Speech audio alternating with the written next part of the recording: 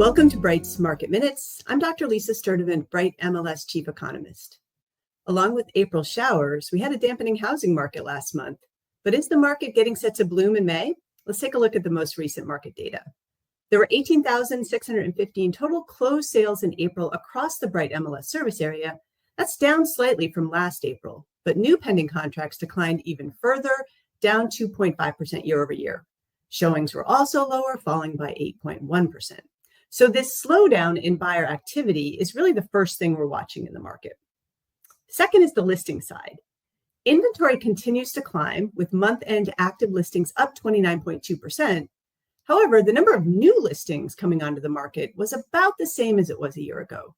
So this recent buildup in inventory is largely due to fewer pending contracts and homes staying on the market longer. Finally, let's look at days on market. In April, the median days on market for the Bright MLS area overall was 9. That means half of all homes sold in 9 days or less. That's still a pretty fast market, but there's a lot of variation depending on where you are.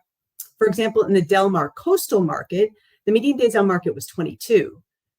But in the Washington, D.C. and central Pennsylvania regions, the market moved faster with a median days on market of just 7 in April. There's still a lot of uncertainty in the market with different factors pushing and pulling on housing demand. Right now, the spring housing market is shaping up to be a little slower than typical, though conditions could change quickly. We'll be watching the data and we'll report it back to you.